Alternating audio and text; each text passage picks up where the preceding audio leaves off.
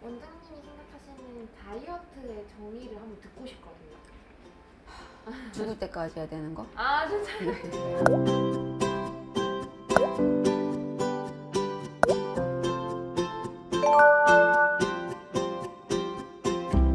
안녕하세요. 송포구에서 내과를 운영하고 있습니다. 서울 박형경 내과의 박형경 원장입니다. 반갑습니다.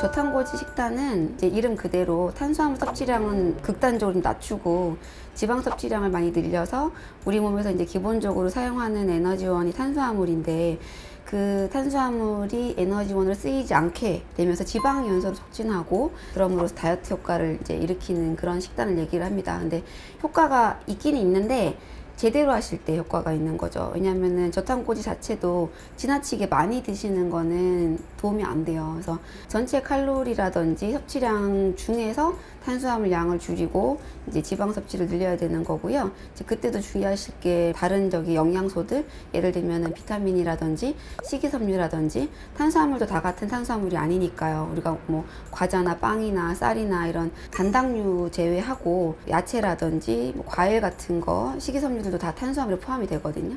그런 탄수화물들은 유지를 하시되 단당류적인 탄수화물을 좀 줄이시고 몸에 좋은 지방, 올리브유라든지 참기름 같은 거, 그런 것들 섭취를 좀 늘려주는 정도로 하시는 게 좋겠고, 어쨌든 제일 중요한 건 전체적인 총량을 조절하시는 거죠. 그 안에서의 비율은 사실은 개개인에 따라서 맞춤형으로 가시면 크게 의미 없다고 봅니다. 제일 간단한 게 식이 조절이고, 식이 조절이 제일 중요하기도 하고, 근데 이제 사이클 따라 식욕이 올라올 때가 있고 또 조절될 때가 있잖아요. 여자들은 특히 더 그렇겠죠. 그럴 때 이제 활용하죠. 좀 떨어질 때 위주로 덜 먹어주고, 그다음에 이제 제일 중요한 게 먹었으면 그 다음 날이라도 관리를 하면 돼요. 이제 거기에 대한 끈을 놓치지 않고 가지고 가는 거. 이제 계속 놔버리면은 끝이 없어요. 근데 이제 만약에 내가 그 전날 뭐 회식을 했어, 뭐 그럼 그 다음 날은 최소한 12시간 정도는 이제 물만 마시는 거예요. 어렵다고 생각할 수 있는데 별로 어렵지 않거든요. 포만감도 꽤 오래 가고, 뭐 블랙커피라든지 이제 칼로리 거의 없는 음료수 활용하시고, 정말 물만 드시는 게 힘드시면 탄수화물만이라도 안 드시면 돼요. 그렇게 해서 그 전날 썼던 것들이 대사가 될 수 있도록 한 다음에 탄수화물 섭취를 그날만큼은 안 하면 제일 좋은데, 이제 12시간 지나고 나서는 조금 소량씩 이제 정제되지 않은 걸로 과일하고 이제 뭐 야채 위주로 해가지고 드시다가 이제 뭐 현미밥을 드신다든지. 왜냐면 탄수화물 자체는 크게 차이가 없는데 결국은 이�슐린 분비를 피크를 치게 만드느냐 아니냐의 차이인데, 그걸 피크를 치게 만들면 그 다음 조절도 안 돼요. 뭐 왜 빵은 안 되고 뭐 현미밥은 되냐고. 현미밥도 고봉으로 먹으면 살쪄요. 그렇게 못 먹을 뿐더러 포만감도 길게 가고 이렇게 피크를 높게 치지 않기 때문에 서서히 올라갔다가 떨어지니까 이제 그 다음 끼니를 먹을 때까지 간식이나 단당류에 대한 땡김이 별로 없다기보다는 덜한 거죠. 이렇게 끈을 놓지 않고 계속 관심을 가지고, 뭐 작심삼일도 매일 하면 작심 100일 되듯이 계속 이어져 나가는 거죠.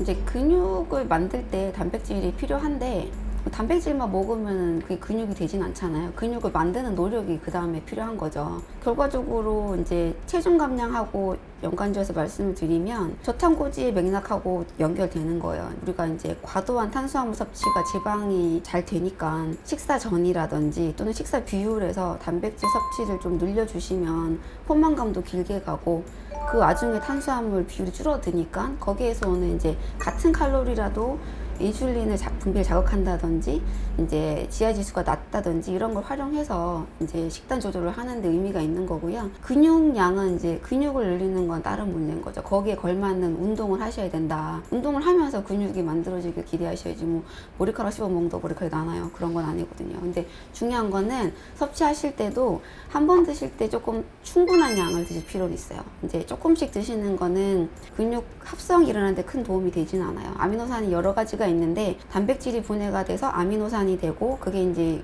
근육의 기본 이제 구조물 되잖아요. 그죠? 그때 류신이라는 게 주로 근육이 만들어지는 기본 아미노산인데 얘네들을 드실 때도 한 번에 3-4g씩은 되게 드셔야지 효과가 있다고 합니다. 그러니까 한 번 먹을 때 충분한 양을 드시되 이것만 드신다고 근육이 생기는 건 아니다. 이제 근력 운동을 병행하실 필요가 있고, 두 번째는 한 번에 많이 드시는 것도 좋지만 계속 많이 드시는 것보다는 텀을 좀 두셔야 돼요. 그러니까 이걸 한 번 드셔서 근육 합성이 쫙 생겼어요. 운동하고 그러고 나서는 한동안은 또 근육 합성이 일어나질 않아요. 그래서 한 3-4시간 정도 텀을 두고 그 다음 텀에 한 번 더 이제 적정량을 드셔주시고, 그러니까 찔끔찔끔 뭐 단백질 바라든지 뭐 단백질 소세지를 막 간식처럼 달고 다니시는 거는 오히려 좋지 않고, 드실 때 이제 끼니 때나 섭취 시기에 적정한 양의 충분한 단백질을 드시고 좀 하루 2번 정도나 3번 정도 나눠서 텀을 두고 드실 필요가 있다.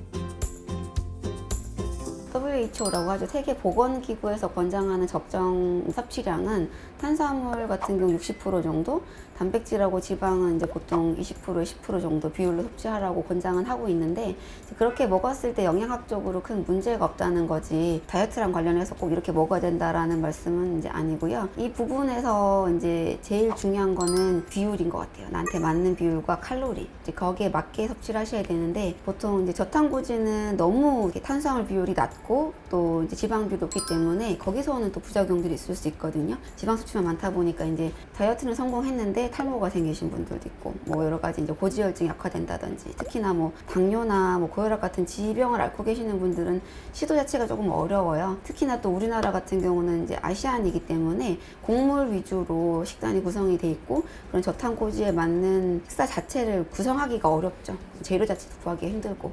이제 그러면 그 다음 대체적으로는 영양학적으로 큰 문제가 없는 비율 안에서 좀 더 이제 섭취 칼로리를 낮출 수 있고 부담이 없는 비율, 보통 제시하는 거는 이제 지중해식이라 그래가지고 굉장히 건강하고 비만한 인구가 많지 않은 걸로 많이 알려져 있잖아요. 그죠? 그런 나라에서 드시는 걸 봤을 때 탄수화물 비율을 조금 낮추는 거죠. 50% 정도로 낮추고, 지방을 조금 더 늘리고 20% 정도로, 단백질 20% 정도 해서 이제 우리나라 살고 있는데 맞게 내가 구할 수 있는 식단으로 해서 조절하시면은 큰 영양 불균형 없이 식단 구성하실 수 있지 않을까 싶습니다.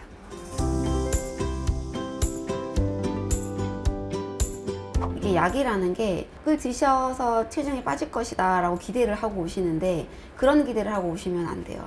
꼭 진료 받아보시고 투약을 고려하시는 게 좋겠다.